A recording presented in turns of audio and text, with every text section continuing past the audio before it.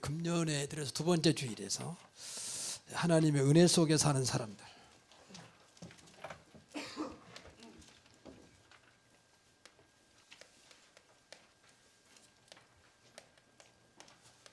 은혜 속에 사는 사람들이 진짜 그리스도인들이에요. 기독교인들. 은혜를 모르고 살면요, 신앙생활이 힘들어져요. 좀 죄송한 말입니다만 신앙생활 힘들다. 은혜를 몰라서 그래요. 은혜와 사랑을 모르면 내 힘으로 살아야 되니까, 내 능력과 내 주어진 것으로 살아야 되니까 힘들어요. 세상 어떤 데 무엇인가 하면 그만큼 무엇인가 기대가 되잖아요. 뭐 당장 돈도 생기고 또 한 달 지나면 월급도 생기고. 그런데 이 기독교는 그런 보장이 없어요. 성경은 완벽하게 되어 있지만, 그러니까 사실은 힘든 거죠. 근데 교회는 어떤 뭐 권한도 없잖아요. 뭐 다니다 그만둬도 뭐 할 말이 없잖아요. 그래서 세상은 그만두면 그것 때문에 불이익을 당하게 되고 여러 가지가 어쩔 수 다니지만 교회는 그런 것도 없어요. 그러니까 하나님의 은혜를 모르면 그 신앙은 종교고, 그 신앙 자체는 나에게 굉장히 축복이 아닌 이제 무거운 부담을 타고 오는 거예요. 그래서 하나님 은혜 속에 사는 사람들. 그래서 오늘 말씀을 좀 들으면서 여러분의 신앙을 좀 바꿔가는, 신앙생활 솔직히 말하면 뭐 성경대로 말하면 신나고 기쁘고 감사하고 늘 소망이 넘쳐야 되잖아요. 성경 그렇게 말하고 있잖아요. 근데 여러분 그렇게 된 분이 많지 않습니까? 그 말은 우리가 뭐 능력이 있다 없단 말이 아니라 그만큼 내 신앙이 하나님과 안 맞는 거예요. 그래서 그런 거예요. 신앙은 나 중심이 아니라 하나님께 맞춰가야 되잖아요. 더 구체적으로 말씀에 맞춰가야 되잖아요. 그 신앙 생활이지. 내 생각을 딱 가지고 있으면 절대 신앙 하나님과 안 맞게 돼 있어요. 그럼 계속 영으로 육으로 부딪히는 거죠. 갈등이 오게 돼 있어요. 안 맞으니까. 언밸런스야. 그럼 결정적인 문제 와버리면 딱 시험 들어가지고 문제 보는 거죠. 하나님은 그런 분이 아니잖아요. 수고 무거운 염려 다 내게로 내가 너희를 쉬게 하리라. 내 모든 염려를 다 주께 맡겨버리라. 주께서 너희를 공고하시리라. 아무것도 염려하지 말고, 얼마나 좋은 말씀으로 그 이론 말씀이 아니라 사실적인 말씀으로 역사하고 있지 않습니까? 그러면 너 진짜 우리 신앙생활은 신나고 기쁘고 감사하고 소망이 넘쳐야 되잖아요. 내 조건 보고 하는 게 아니라 하나님 말씀 때문에, 나와 함께 하시는 그분 때문에 그러잖아요. 내 조건 보면 뭐 이제까지 살아왔던 뭐 그대로 살다 가는 걸 수도 있지만 소망이 있으면 얼마나 넘치겠습니까? 그러나 성경은 그렇게 않거든요. 작은 자가 천명을 이루고 약하지만 강구를 이룰 것이다. 때가 되면 네가 하는 게 아니라 나 여호와가 속히 이루리라 그랬잖아요. 자꾸 맞춰가면 되는 겁니다. 신앙생활 사실은 생각과 마음이 안 바꿔져서 그렇지 바꿔지면 간단한 거거든요. 그래서 예배 때 뭐 하려고 하는 게 아니고 신앙생활은 우선 믿어져야 되고 하나님 은혜 속에 자꾸 내 마음과 생각이 바꿔져야 된다고 말이에요. 그래서 우리가 늘 각인 뿌리 체질을 바꾸자 그 말이거든요. 이 안 바꿔지면 소용없어요. 아무리 예배 드려본들 그렇잖아요. 아무리 수박 뭐 그달 캐봐야 안에 맛을 모르잖아요. 아무리 물을 쏟아부어 뚜껑 닫아버리면 소용없는 거잖아요. 물속에 담가놔도 뚜껑 닫아버리면 뭐 안 들어가는 거죠. 이제 그런 식의 신앙생활은 안타까운 거죠. 고린도서 15장 9절부터 11절은 사도 바울의 그 인생의 고백이에요. 인생의 고백. 모든 것이 하나님이라. 내가 다른 사도보다 더 많은 일을 했지만 그것도 하나님의 은혜였다. 하나님 나와 함께 하신 하나님의 은혜라는 거예요. 그 오늘날 내가 나 된 것이 하나님의 은혜. 난 한때는 예수 믿는 사람을 잡아다가 핍박하고 죽이는 데 앞장섰던 이 못된 나를 하나님이 이렇게 한 은혜 주셔서 쓰셨다는 거예요. 이 고백이 진정한 고백 아니겠습니까? 그래서 우리 신앙은요, 은혜부터 시작해야 돼요. 은혜부터. 왜냐하면 은혜 자체가 구원이니까. 저와 여러분은 하나님의 은혜로 구원받은 줄로 믿습니다. 내 노력이 아니라 저 같은 사람도 제가 어떻게 하나님 자녀 됐습니까? 어떻게 제가 목사가 됐습니까? 이제 그렇게 인간적으로 판단해버리면 이제 그건 지금 싹은 목사죠. 공부 잘해가지고 신학대원 가서 시험 합격해가지고 그게 이제 장사꾼이요. 그게. 하나님 우리가 전혀 상관도 없는. 신앙도 마찬가지죠. 내가 뭐 교회를 오다 보니까 직분자가 되었고 중자가 되었고 그렇게 해버리면 이건 이제 신앙생활 못하는 거죠. 어떻게 내가 하나님의 이 귀한 직분을 감당할 수 있었느냐. 어떻게 이 자리에 앉았느냐. 저는 늘 그렇게 생각을 해도 여러분 이 자리가 하나님의 은혜의 자리인 줄로 믿습니다. 아무나 오는 자리가 아니잖아요. 뭐 어떤 이유로 왔든지 간에 아무나 오는 자리가 아니거든. 뭐 영화 보러 가고 놀러 가고 다 하는데 이 추운 날씨에 하나님 앞에 예배됐다. 얼마나 놀라운 하나님 은혜입니까? 근데 은혜 생각 못하고 앉아 있으니까 이제 귀한 자리 왔음에도 축복을 놓치는 거예요. 그래서 우리부터 지난 시간에는 그리스도로 시작하자. 올 한 해는 은혜로 살아가자. 이제 그러면 됩니다. 은혜로 살아가 편해요. 하나님께 주신 은혜니까. 내가 할 수 없는 것을 하나님은 은혜를 주어서 하게 하시거든요. 하나님 뜻이면. 그럼 쉽지. 은혜 안 주면 못하는 거니까. 그래서 늘 은혜 속에 들어가야 돼요. 그래서 신학에 보면 이런 것이 있어요. 좀 어려운 말인데 종교학자 칼빈이 주장하는 칼빈주의가 있고 또 알미니아라는 사람이 있어요. 알미니안. 이 두 사상이 계속 겹쳤어요. 그러고 싸우고 막. 근데 지금 놀랍게도 이 두 사상이 교회에 파고들었어요. 칼빈주의는 주로 이제 장로교 계통이에요. 알미니안주의는 주로 이제 감리교 계통이에요. 감리교 계통. 사상이 다 하나님 믿지만 그럼 뭐가 다르냐? 칼빈주의는 은혜가 먼저라. 근데 알미니안주의는 인간의 의지가 먼저예요. 의지. 이제 이게 다른 거예요. 그러니까 하나님은 은혜를 주어서 하나님 일을 하게 하고 하나님 은혜로 살아가도록 했다. 이게 이제 칼빈주의예요. 근데 알미니안 그렇지 않다. 우리가 무엇인가 해야 하나님이 응답하지 않냐. 자꾸 인간의 의지를 강조하는. 맞는 말 같잖아요. 세상에도 열심히 일하니까 한 달에 월급이 나왔고 대가 나왔고 신앙들 무엇인가 내가 해야 하나님 축복하지 않느냐. 이게 좀 세상과 같기 때문에 먹혀 들어간 말이거든요. 근데 성경은 그렇지 않아요. 의지가 은혜를 따라가 하나님 은혜 주시니까 은혜 따라가는 거예요. 의지요.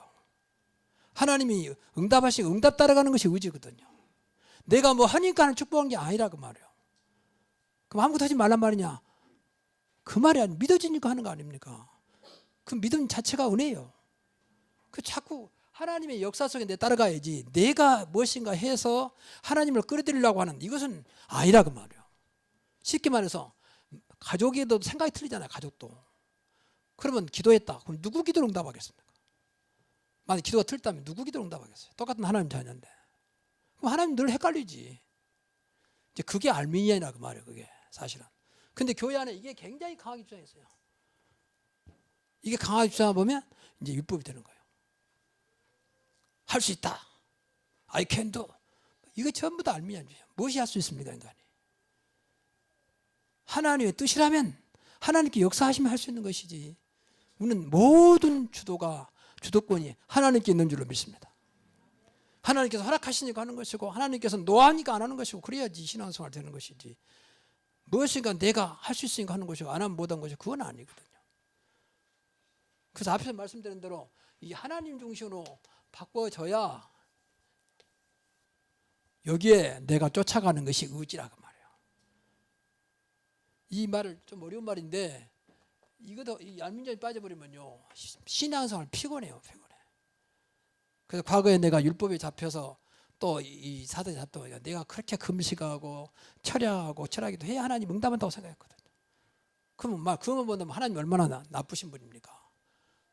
사랑하는 자녀라면서 그렇게 늘 금식에 응답하고 철야해야 응답하고 기도는 쫓아가야 응답한다면 물론 그렇게 될 수도 있겠지만 그건 아니잖아요. 나는 어차피 목사님 그러다면 여러분 같으면 못 되고 있어요. 생업에도 종사해야 되는데 자꾸 그런 식으로 몰아가는 거예요. 물론 그 속에서 하나님 은혜 주실 수 있겠죠.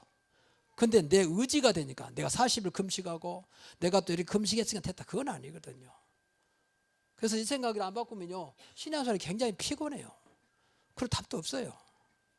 자꾸 자신을 바라보면서 내가 이래서 그런가. 대부분 그러잖아요. 밖에서 어떤 교회 다니시면 만나보면 신앙생활 잘하십니까? 목사님 제가 열심히 없어갖고 벌써 이 속에 빠져버렸어요. 열심히 없는 게 아니지. 믿음이 없는 거지. 더 구체로 말하면 믿을 수 있는 은혜가 없는 거죠. 여러분 믿는 것도 은혜가 임해야 됩니다. 하나님 은혜로 인한 믿음으로 말미암아 그래서 은혜가 먼저예요. 내가 믿는다. 그럼 믿어지면 뭐가 걱정이 있습니까? 그래서 은혜 받아야 한다니까. 은혜라고 하는 것은 나를 뛰어넘는 생각, 나를 뛰어넘는 하나님 역사를 봐야 한다 그 말이에요. 그래서 걱정하지 마시라. 나는 부족해도 나는 하나님 자녀로 은혜로 하나님 자녀 삼아 주셨기 때문에 내가 하나님의 일을 할 수 있도록 은혜 주신다면 어떤 것도 하나님 감당할 수 있사오니 나에게 은혜를 주옵소서. 자꾸 기도하면서 나가는 겁니다. 어떻게 우리가 하나님 자녀 되었습니까? 그렇잖아요. 우리는 죄송한 말이지만 저나 여러분이 하나님 자녀들 구원받을 아무런 조건이 없잖아요. 만약에 우리 따진다면. 그래서 안 되니까 하나님 은혜를 주어버린 거예요. 그래서 모든 걸 뛰어넘어보도록 하나님 택한 자는 무조건 돌아오도록. 얼마나 놀라우냐. 은혜는 능력입니다. 그래서 은혜는요 복음이에요. 복음만 되면 하나님께서 이 복음 안에 다 움직이셔요. 구약에 보면 모든 건 잘못하면 바로바로 저주가 임했어요. 바로바로. 공의 하나님 바로바로. 근데 신약에 와서 그렇게 구약 때보다 더 못된 짓을 많이 했는데 바로 저주가 임하지 않는 것은 은혜를 주셔요. 신약은 은혜 시대잖아요. 더군다나 복음 알았다. 더 문제가 안 되는 거예요. 그래서 지난번에 말했잖아요. 정말 우리가 복음만 한다면 어떤 것도 문제될 거 없다. 은폐 권세가 이기지 못하리라. 왜? 하나님께서 은혜 주어 은혜로 감싸버린 거예요. 겨울에 눈이 한방눈이면요 모든 땅을 덮잖아요.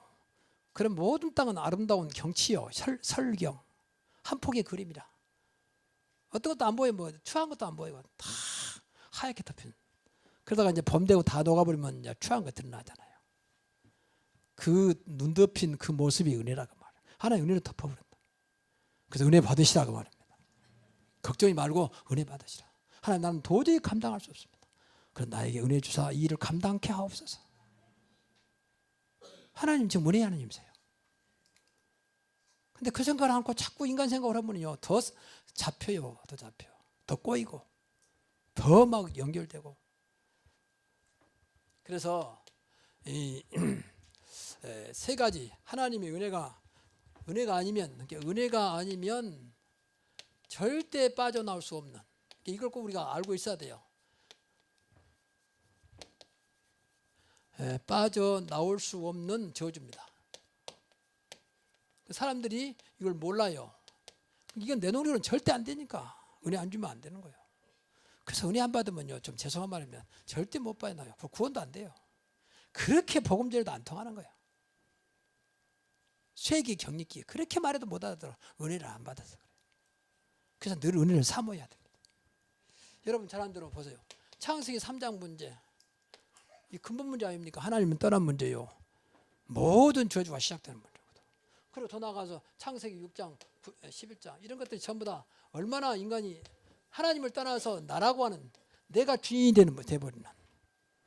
이 주인이 되면 좋지만 이 배경에는 사탄이 있잖아요. 사탄이 네가 하나님이다. 이게 이제 무서운 거예요. 모르는 사람들은 사탄을 모르죠. 전부 다 중심이요. 내가. 이게 이제 무서운 저주거든. 그래야 사단이 마음대로 가지고 노니까. 사단이 없으면 좋으려만 사단은 분명히 존재하고 있거든. 24시간 활동하면서 이런 인간들을 붙잡고 흔들어 버리거든. 이게 하나님을 떠난 저주들이 나온 결과예요. 구체로 말하면 6장은 물질 중심, 11장은 성공 중심. 무조건 성공하면 된다. 무조건 돈만 하면 된다. 근데 세상이 점점 자본주의가 양극화돼 가지고 어려워요. 돈 가지고 얼마나 인간이 불쌍합니까? 돈만 또 못한 인간 되어 버렸어요. 그렇잖아요. 지금 보세요. 돈만 또 못한 인간이 얼마나 많습니까? 돈 앞에 꼼짝 못 하잖아요. 기라면 기어야 되잖아요. 엎드리면 엎드려야 되잖아요. 인간이 그런 존재입니까? 아니잖아요. 그만큼 인간이 무너져 버렸어요.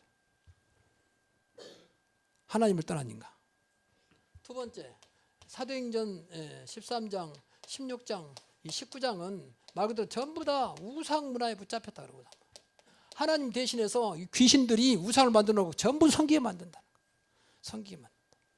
얼마나 인간이 어리석냐. 그 돼지머리 놓고 잘하잖아요. 그것도 그냥 들어가면 돈도 올려놓고. 그만큼 인간이 사실은 자기들은 장난론 한다지만 그렇잖아요. 요만한 종이 하나에 부적 뭉쳐놓고 부적 넣어놓고 그 호주머니에 넣으면 복된다고 해요. 그 부적이 무슨 종이 쪼가리가 무슨 도움이 됩니까? 근데 그렇게 알고 있다. 근데 사람들이 몰라요. 전부 다 저기 잡혀서. 여기서는 절대 이 배경도 전부 사탄이기 때문에 절대 빠져나올 수 없어요. 더 나아가서 여기에 결과로 신분이 마귀 자녀입니다. 본인은 모르지만 마귀 자녀처럼 살아가는 겁니다. 그러다 보니까 자연히 우상을 숭배할 수밖에 없잖아요. 하나님 아닌 다른 것을 숭배하잖아요. 불안하니까. 이걸 또 이용한 종교들이 얼마나 많습니까? 불안한 걸 이용하고 전부 다 섬기면 된다고 만들어 놓고. 그러니까 모든 문제가 다 오잖아요. 영적인 문제 오기 시작합니다. 영적인 문제는 뭐 여러 가지 있어요. 귀신에 잡힌, 또 정신이 왔다 갔다 하고, 또 뭐 우울증, 조울증 전부 다 영적인 문제입니다. 불면증도 심한 것은 생각을 많이 해야 돼요. 가위에 눌리기도 하고. 이거 육신까지 갑니다. 육신 문제. 그래서 육신의 모든 문제가 무너지기 시작합니다. 가정도 서로 사랑해서 아름다운 행복한 가정을 꿈꾸고 시작했지만 계속 깨지고, 요새 제일 심각한 것이요, 가정이 깨지는 겁니다. 얼마나 심각해. 자식까지 죽이는 시대인가 뭐. 그런 시대에 우리가 살고 있습니다. 육신이 다 무너지고 있습니다. 이것으로 끝난 게 아니고 분명히 내세 지옥까지, 세상에서 그렇게 살았으면 됐지 영원한 지옥까지 갈 수밖에 없는 이런 안타까움. 그럼 이것으로 끝나면 좋으려면 죄 없는 자녀에게 이게 대물림되는, 계속 악순환이 되는, 이런 것은 영적, 한마디로 배경이 하나님을 떠난 인간이고 하나님을 떠났기 때문에 사단이 지배하고 있기 때문에 이것은 절대 빠져나올 수 없어요. 이것은 안 보이지만 사실이거든. 성경 그렇게 말하고 있거든. 이것은 은혜가 아니면 절대 빠져나올 수 없어요. 그래서 이 빠져나올 수 있도록 은혜를 주셨다고 말해요. 그 은혜가 바로 그리스도라고 말해요. 이 문제를 단번에 해결할 수 있는 이름이 오직 그리스도. 그래서 은혜를 주시려고 그리스도를 보냈어요. 인간 힘으로 안 되니까. 그래서 사람들이 몰라. 오히려 이것 속에 무엇이가 해야 된다고 생각하고 착각하거든. 연구하고 뭐 착하면 된다, 선행하면 된다, 열심히 노력하면 된다, 그런 진리 아닌 소리를 하니까 계속 그래도 안 되는 거예요. 좀 어떤 면에서는 좀 아이러니컬한 얘기지만 착하고 성실한 사람이 더 못 살아. 맨 당하기만 하고. 왜 그러니까? 좀 이상했으니까 그래요. 근데 사람들이 모르거든. 내가 무슨 죄가 많았기에 이렇게. 죄 문제를 모르니까. 하나님을 떠난 것 자체가 죄예요. 하나님 안 믿는 것 자체가 죄예요. 성경 그렇게 말합니다. 그래서 여기서 빠져나올 수 있도록 하나님께서 은혜를 줬는데 그 이름이 그리스도입니다. 그래서 이 문제, 12문제에서 빠져나오도록, 그래서 구원의 길을 열어주신 거죠. 여기서 빠져나오는 것을 구원이라고 말합니다. 이런 자들이 신앙생활하는 거예요. 이게 얼마나 감사한 일입니까? 얼마나. 근데 이걸 몰라요. 그냥 교회 다닌 거니 뭐 다니고 있는데 이렇게 아무런 느낌도 없어요. 이게 안타까운 거죠. 여러분 교회 올 때마다 한번 생각을 좀 많이 해요. 이게 묵상이거든요. 아, 내가 어떻게 이 자리에 앉아있지? 정말 내가 하나님 믿냐? 내가 좀 구원받는 하나님 자녀가 맞냐? 늘 확인하면서 감사가 돼야 돼요. 그래서 이 문제에 빠져나오도록 분명히 하나님께서 인간 떠난 문제, 요한복음 14장 6절에 나는 그 길이요 진리요 생명이 나로 말미암지 않고는 하나님께 올 자가 없다. 그래서 길을 열어주신 겁니다. 또 모든 죄와 저주에서 노아서 8장 2절 해방시켰습니다. 그리고 요한일서 3장 8절에 하나님의 아들 예수가 오신 것은, 하나님의 아들 그리스도가 오신 마귀를 멸하, 사탄을 멸하러 오십니다. 완전히 해결했다고 말합니다. 그래서 이 사실을 믿으면, 이 사실을 믿고 영접하면, 영접하는 자, 그 이름을 믿는 자들은 마귀의 자녀에서 하나님 자녀가 되는 권세를 주었다 했습니다. 이것도 분명히 성경 보면 하나님의 은혜로 인하여 구원받은 것이다. 내가 믿어야 되겠다, 그래서 되는 게 아니라고 말해요. 근데 현장에서 말지만 이런 아무리 말씀해도요 안 들리는 사람 많아요. 나는 그 필요 없다. 나는 뭐 당신보다 잘 살고 있고 당신보다 또 내가 카미불보다 내가 더 훌륭한 것 같은데 안 믿어요. 전부 다 육신적으로만 생각하고, 이제 그게 사실은 죄송한 말이지만 하나님 축복을 빗나가는 거예요.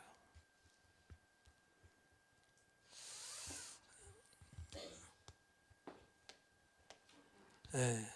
그래서 얼마나 하나님 은혜를 주었느냐. 영접하면 하나님의 자녀가 됐는데, 하나님의 자녀가 된 자녀로 끝난 게 아니고 성경은 많은 축복을 줬습니다. 복의 근원이다. 너는 복의 근원이 될지라. 또 너는 행복자다.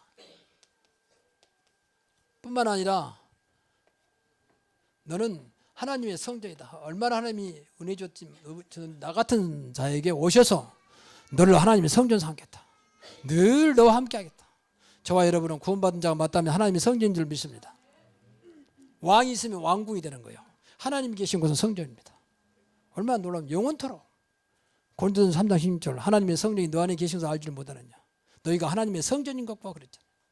이런 것들이 늘 확인되면서 감사가 되고 정말 믿어줘야 돼요. 뿐만 아니라 세계를 살 수 있는 전도자로 조화를 불렀습니다. 유석에 있는 사람들을 살리도록 전도자로 불렀다. 전도자가 이겁니다. 그 사람을 하여금 구원받게 하고 이 속에서 빠져나오도록 하는 것이 전도자예요. 우리 빠져나왔다면 쉽잖아요. 이게 모든 것이 하나님의 은혜인 줄로 믿습니다. 그러니까 은혜를 받아야 자꾸 이런 것들이 확인되고 감사가 돼요. 아, 내가 어떻게 이렇게 이런 자리에 와 있을까 말이야. 그래도 누려지기도 하고. 행복자, 이스라엘이었는 행복자, 이스라엘은 구원받은 자를 말해요. 우리 안에 행복 DNA가 와 있습니다. 그게 성령이고 그게 그리스도의 생명입니다. 그리스도가 있으면 가장 행복한 줄로 믿습니다. 그만큼 믿어져야 돼요. 나는 그리스도에 있으면 행복하다. 여호와는 나의 목자시니 내게 부족함이 없으리라. 나는 부족함이 없다. 세상 것은 몰라도 그리스도가 있으면 된다. 하나님이 계시면 되는 것이다. 이것이 하나님 깨달아지는 거예요. 하나님 은혜로. 그래야 신앙생활 하는 겁니다. 안 그러면요 신앙생활 못해요. 뭐 교회 와도 뭐 되는 것도 없지, 뭐 어깨 느껴지지, 뭐 생활은 늘 똑같으지, 뭐 늘 몸은 아프지. 자꾸 육신의 것 때문에 신앙생활 안 돼. 뭐 가봐야 소용도 없지. 자꾸 육신에 잡혀가지고 내 영혼이 잘된 같이 범사가 잘 되고 강건하기를 원한다. 우리가 진짜 영이 살면요, 이게 다 영적인 거잖아요. 살면 육은 따라오게 돼 있어요. 그러면 어려움 속에서도 그 속에서 참 평안, 참 기쁨, 참 행복을 느끼게 돼요. 그래야 이제 내 육도 살아요. 여러분 생각해보세요. 늘 마음이 기쁘면 육도 살잖아요. 마음이 늘 우울해 보세요. 육도 점점 무너집니다. 몸도 점점 상합니다. 늘 여러분 근심해 보세요. 온몸이 상하잖아요. 근데 반대로 늘 기뻐 보세요. 온몸이 살아나게 되어 있습니다. 인간적으로 볼 때도. 이 신앙생활은 이렇게 하나님 은혜로 자꾸 이런 것들 확인해 나가는 겁니다. 여러분이 복의 근원이다. 여러분이 가는 곳마다 복이 된다. 요셉을 위하여 요셉을 위하여 보디발자의 복을 줬다. 저와 여러분이 가는 곳마다 정말 믿어야 돼요. 내가 있으니까 우리 집은 복받는 집이다. 내가 있는 우리 회사는 복 있는 회사다. 자꾸 여러분들이 은혜 속에 믿어지면 하나님 믿음대로 역사하게 되어 있습니다. 이 말씀을 최대한 삶 속에 활용하고 믿어줘야지. 자꾸 머리로만 기억해서는 되는 게 아니잖아요. 세 번째는 이제 절대 하나님 은혜 속에 사는 사람들입니다. 그래서 은혜를 깨달으면요 걱정이 안 돼요. 걱정이. 그래서 기도하세요. 하나님 우리 가정에 내 하는 일에 내 모든 것에 하나님의 은혜로 역사해 주옵소서. 잠깐만 기도해 보세요. 은혜를 베풀어야 내 생각, 내 조건이 문제가 안 되는 거예요. 은혜 없으면 자꾸 조건 속에 잡힌다니까. 여러분 생각 속에, 한계 속에. 다행히 조건도 좋아지면 좋지만 안 좋아지면 어떡할 겁니까? 또 좋아져도 그쪽으로 따라가는 것은 아니잖아요. 여러분의 조건은 나와 함께 하신 그리스도요, 나와 함께 하신 하나님이요, 내 안에 계신 성령입니다. 그럼 돼요. 그게 은혜입니다. 어떻게 내가 하나님의 성령이 내 안에 계시면 내가 하나님 자녀가 되었으며 나 같은 사람에게 하늘과 땅의 모든 권세가 가진 분이 나와 함께 하시느냐. 그래서 방금도 봉독했습니다마는 이 고린도전서 15장 10절 보세요. 이 사도 바울은 인간적으로는 그야말로 나무랄 때문에 엘리트였습니다. 아주 훌륭한 분이죠. 율법이 잡혔는데 어느 날 예수 그리스도를 만나고 완전히 바꿔졌어요. 너무 죄송한 거예요. 모를 때는 예수 믿는 사람을 막 욕하고 조롱하고 그 숨어있는 사람을 끌어다가 고발하고 이런 역할을 했던 사람이 예수 그리스도를 만나고 완전히 예수님의 제자가 됐단 말이에요. 너무 죄송한 거예요. 근데 알고 보니까 전부 다 하나님 은혜였다. 모든 것이. 그래서 우리가 늘 하는 것마다 하나님 은혜로 자꾸 봐야 돼요. 그래야 그 자리에 더 큰 하나님의 은혜가 임하는 것입니다. 생각해 보세요. 이 많은 사람들이 있는데 그 속에서 내가 어떤 나 같은 사람을 하나님 자녀로, 또 하나님 자녀로 끝나지 않고 어떤 나 같은 사람에게 모든 답이 되는 그리스도를 알게 하시고 복음을 알게 하시고, 나는 연약하고 부족하지만 나를 통해서 하나님은 237개 나라의 세계복음을 하기를 원하신다면 얼마나 놀라운 일입니까? 성경에 보세요. 아브라함 75세 불러가지고 그 사람 불신자 가족이잖아요. 너로 하여금 모든 민족이 볼 받을 것이다. 이런 은혜를 주신 거예요. 걱정이 마라. 내가 너를 통해서 세계복음 하겠다는 거예요. 어떻게 하면요? 은혜 받으면, 은혜를 주어서. 그래서 은혜를 주잖아요. 계속 보이지 않는 가운데. 그래서 벌써 노아도 버렸어요. 노아도 하나님 불러가지고 120년 동안 방주를 짓게 만들잖아요. 그때 연도와 지금 연도는 차이 날 수 있습니다. 어떻든 120년은 짧은 기간 아닙니다. 한 번도 만들지 않은 방주, 한 번도 체험하지 못한 홍수를 주겠다는 거예요. 근데 그 앞에 뭐라 했습니까? 노아는 여호와 하나님의 은혜를 입었더라. 이제 그게 다예요. 그러니까 그 방주를 짓잖아요. 은혜로 계속.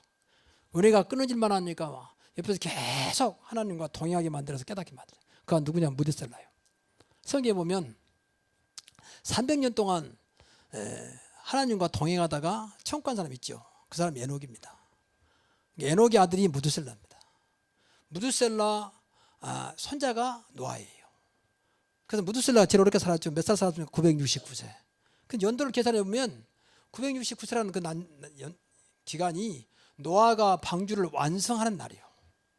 그때 하나님이 무드셀라 불러가죠. 무드셀라는 아버지 에녹이 300년 동안 하나님이 동행하는 것이 뭔지 봤다 그 말이에요. 그것을 노아에게 지금 보여주는 거예요. 그래서 노아도 나오잖아요. 그 다음에 노아는 하나님과 동행하였으며 하나님이 함께한 걸 늘 찾고 옆에서 하나님이 함께 하신다. 하나님 지금 역사하고 있지 않느냐. 하나님 너한테 지금 은혜 주어서 역사하고 있지 않냐. 그 힘으로 방주를 완성하는 거예요. 한 번도 지어보지 않는 방. 성인들 말하는 방주가 어마어마하잖아요. 지금 큰 운동장만한 축구장만한 큰 배거든요. 뭐 노아가 무슨 토목 목수 그런 건축한 사람이 아니잖아요. 근데 하나님 은혜 주셔서 만들게 만든 거예요. 그 은혜가 저와 여러분을 임하기를 바랍니다. 만약에 노아가 은혜를 입지 않았다면 그건 못하게 어떻게 하겠습니까? 그것도 장난감 만든 것도 아니고 말. 이렇게 하나님께서 은혜 주시면 될 줄로 믿습니다.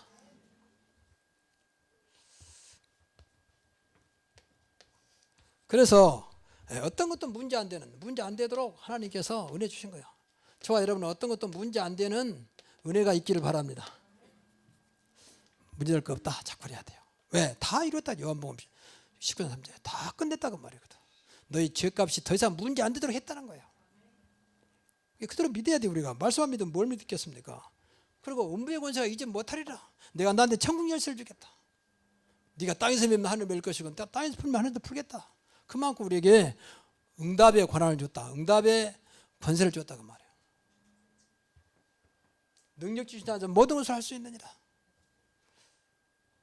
그래서 그 은혜 달라고 기도해요. 하나님 어떤 것도 문제 안 되는 은혜 속에 내가 있게 하옵소서. 사실이니까. 그리고 더 나아가서 어떤 것도 문제 안 되든 자유케 한다. 자유케 했다고 하면 누린단 말이거든. 하나님의 아들이 있는 곳은 자유함이 있고 하나님의 아들이 없는 곳은 자유함이 없느니라.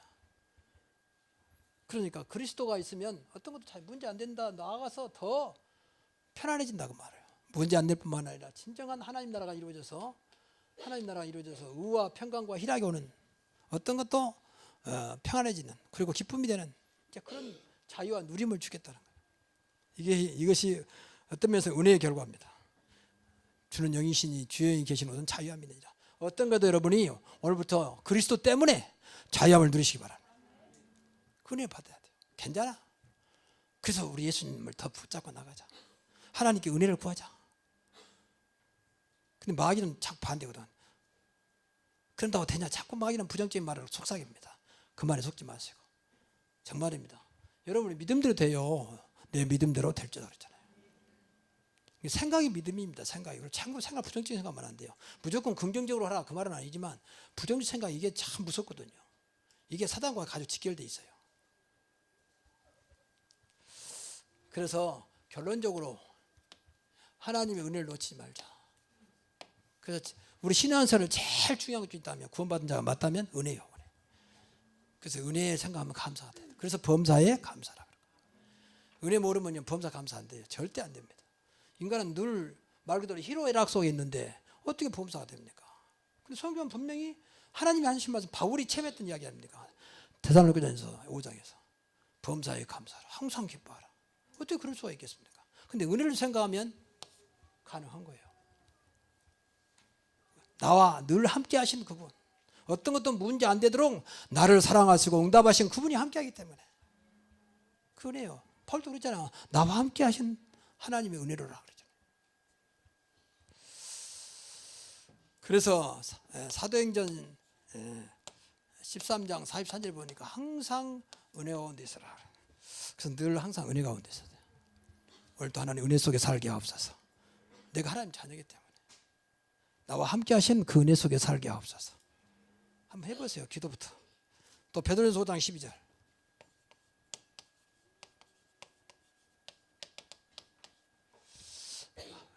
은혜 안에 굳게 살아. 은혜를 놓지 마라 그 말이죠. 은혜를 굳게 붙잡으라 그 말이죠. 그러니까 은혜는 이제 하나님이 그리스도를 보내서 인간으로 하여금 그리스도만 믿으면 어떤 것도 문제 안 되도록, 어떤 것도 감당할 수 있도록 하나님 뜻이라면 그렇게 그리스도가 우리 안에 오셨다고 말이에요. 우리 안에 성령으로 나와 함께, 세상 끝날까지 너와 항상 함께 있다 그랬죠. 그러니까 우리가 늘 보고만 있으면요, 주님께서 은혜 주셔서 어떤 것도 감당하게 하세요. 그래서 걱정이 마시고 진짜 뭐 기도, 이런 걸 기도해야 돼요. 정말 하나님 은혜가 임하도록. 하나님, 나는 아무것도 할 수 없사오니 나와 함께 하신 그분 때문에 되어지는 하나님의 은혜가 임하게 하옵소서. 그래야 응답이 와도 감사가 되는 거지. 내가 있는데 무슨 감사합니까? 당연한 거지. 그렇잖아요. 근데 아무리 봐도 이거 하나님 은혜다. 그렇게 자꾸 체험돼야 돼요. 그래야 나 같은 존재가 별것 아니도 걱정이 안 되는 거예요. 왜? 하나님 은혜가 임하면 되는 거니까. 그래서 저는 솔직히 목사로서 모든 것이 부족해요. 모든 것이. 근데 하나님 은혜로 여기까지 온 거예요. 말도 좀 잘해야 돼. 말도 그렇지, 인상도 그렇지, 모든 부분에 뭐 내가 좀 누구처럼 뭐 이렇게 성격은 자상하지만 따뜻하게 하는 성격이 아니거든. 뭐 집사님 오늘 어떻게 이렇게 멋있습니까? 뭐 아주 반갑습니다 해서 그런 스타일도 안 돼요. 어떤 목사님 그걸 잘한다는 데는 그것도 못 해요. 음식을 먹어도 너무너무 맛있단 말이에요. 어쩌고 이렇게 맛있게, 맛도 없는데. 그런 스타일은 못 돼요. 근데 어떤 목사님 잘하더라고. 오늘 최고라면서. 저는 아무리 봐도 제가 목사로서 그런 자질이 부족한 사람이에요. 딱 하나, 하나님의 은혜로 여기까지 인도하신 거예요. 여러분들 다행히 또 그런 나를 또 믿어주시고 따라오잖아요. 그것도 이제 하나님 은혜라. 더 훌륭한 목사 많은데. 그날 오늘 바울이 고백한 것처럼 끝까지 저와 여러분이 하나님의 은혜 속에 있으면 되는 것입니다. 그래서 히브리서 4장 16절, 은혜의 보좌 앞에 담대히 나갈지니라. 그래서 은혜의 보좌 앞에 하나님이 계신 거, 이 예배입니다. 그래서 예배는 제일 중요한 키가요. 은혜 받아야 돼. 은혜 받으려면 나와 함께 하신 그분의 성령이 역사하셔야 되거든. 그러면 예배가 성공되는 거예요. 야, 역시 하나님 살아계신다. 하나님이 아니면 안 되겠구나. 그리스도면 되는구나. 자꾸 이렇게 믿어지면 그 예배는 성공한 거예요. 근데 아무 생각 없이 앉았다 간다. 예배는 실패합니다. 제일 무서운 것이 뭔지 아십니까? 신앙생활하면서 예배 실패하는 거예요. 이건 무서운 저주입니다. 그 AD 70년, 이스라엘이 AD 70년에 완전히 나라를 잃어버렸잖아요. 마지막 예루살렘 성을 로마의 티토라는 장군이 이제 총 공격을 합니다. 그래서 예루살렘 성을 불태우고 이제 쳐들어가는 거죠. 그럼 완전히 이제 정복하잖아요. 그 놀라운 사실은 그 쓰러 있는 전부 다 이스라엘 사람들의 그 시체가 옆에 보니까 전부 다 성경책이 있더라. 그리고 손에는 전부 다 말씀을 붙잡고 있더라. 그 살아있는 사람 물어보니까 전부 다 예배 드리고 있었더라. 예배. 그때는 제사죠. 그런데 하나님 돌아가셨습니까? 왜 하나님 백성을 버렸을까요? 예배 실패. 말씀 붙잡고 있는데 말씀을 믿는 게 아니라 부적으로 믿는 거예요. 부적. 그 구약에 보면 언약궤 있잖아요. 언약궤를 앞세우고 싸우죠. 근데 언약궤를 믿는 게 아니에요. 부적으로. 언약궤 앞세우면 승리한다. 근데 절제 블레셋이 언약궤 뺏겨버리잖아요. 하나님은 부적이 하나님이 아니세요. 살아계신 하나님이세요. 제대로 믿어야 돼요. 예배를 종교로 해버리면 예배에 실패한다니까요. 그럼 아무런 도움도 안 돼요. 우리 돈 받으려는 건 아니지만 도움도 안 됩니다. 그것보다 우울한 일이 없겠습니다. 죽도록 예배드려야. 우리가 신앙생활 제일 많이 들은 게 예배 아닙니까? 근데 여러분 반대로 예배 성공하면 인생 성공이다. 그건 내가 한 말이 아니에요. 종교학자 칼빈 소리요. 근데 맞잖아요. 하나님 제일 기뻐하는 것이 뭐냐? 예배거든요. 얼마나 기뻐하느냐? 예배한 자를 찬다잖아요. 찾고 계신다. 왜? 축복하시려고. 하나님 자녀를 축복하시려고. 근데 아무런 감각이 없이 왔다. 그럼 하나님 볼 때 어떻게 하겠습니까? 사무엘상 2장 3장에 보면 엘리라는 대제사장이 나옵니다. 근데 그 대제사장 그 아들들이 홈리와 비나서요. 근데 그 집안이 완전히 망해버립니다. 하나님이 심판해버리죠. 왜 그랬을까요? 성경에 뭐라고 나오냐면 그 여러 가지 중에 하나님 자식 사랑한 것을 하나님보다 사랑했다는 것. 자기 험야편에서 아주 못됐어요. 근데도 아버지 제상이 그냥 방관했어요. 그냥 야 그러지 마라. 그 저주기인데 막아야 할 거 아니에요. 두 번째, 여호와의 제사를 무시하였더라. 하나님 앞에 드린 제사를 무시하였더라. 얼마나 무시했느냐. 아들이 그때는 이제 짐승을 잡아드렸잖아요. 하나님 드리기 전에 좋은 짐승은 예를 들면 뭐 뒷다리 같은 거 빼가지고 자기들이 먹어버리고 그렇게 하나님의 제사를 무시한 지금 예배입니다. 구약의 하나님은 지금 우리 하나님이세요. 어차피 예배 드리는 거니까 조금만 바꾸면 되거든요. 여러분 정말 예배 성공하시기 바랍니다. 걱정 마시고 예배만 잘 드려도 된다니까요. 어차피 드린 거니까 조금만 생각 바꾸면 돼요. 조금만. 사진 오셔서 준비하시고 한번 해보세요. 어떻게 하나님 역사하시는지. 그래서 고린도 후서에 보니까 은혜를 헛되이 받지 마라. 고린도 후서 6장 1절이죠. 여러분 하나님 주신 은혜를 외면하지 마시고 하나님의 은혜를 우습게 여기지 마시고 하나님 관계를 우습게 하지 마시고 하나님을 정말 하나님으로 인정하는 그 경외입니다. 경외. 여호와를 경외하는 자는 그랬잖아요. 너무 사랑하는데 하나님을 인정하는 경외의 일자는 두려운 일자입니다. 존경하는데 두려움 부심. 그러면서 사랑스러운 분이에요. 왜 하나님이시니까. 그래서 하나님 앞에만큼은 좀 때로는 내가 못 따라가도 생각만큼은 그러면 안 돼요. 하나님을 꼭 하나님을 인정해야 됩니다. 하나님 우습게 하면요 하나님도 우습게 하세요. 하나님 말씀을 우습게 하면요 하나님도 우습게 합니다. 하나님 말씀은 하나님이라고 했잖아요. 요한복음 1장 1절. 태초에 말씀이 계시나 그 말씀이 하나님과 함께 계셨었고 말씀이고 하나님이라고 했잖아요. 그래서 여러분 어차피 신앙생활 하는 거 어차피 우리가 하나님 자녀 됐다면 진짜 성경이 약속한 대로 축복은 받아야 할 거 아닙니까? 이런 축복이 있기를 주의 이름으로 축원합니다. 기도하겠습니다. 하나님께 감사드립니다. 하나님께 주신 은혜를 헛되이 받지 않도록 주신 은혜를 마음껏 받아 내 능력 조건 상관없이 성경에 약속한 대로 그 응답을 받아 누리는, 그래서 그 응답이 커서 많은 사람을 살리는 말씀의 증인, 그리스도의 증인, 하나님의 증인으로 저희들을 축복하여 주옵소서. 예수님의 이름으로 기도하옵나이다.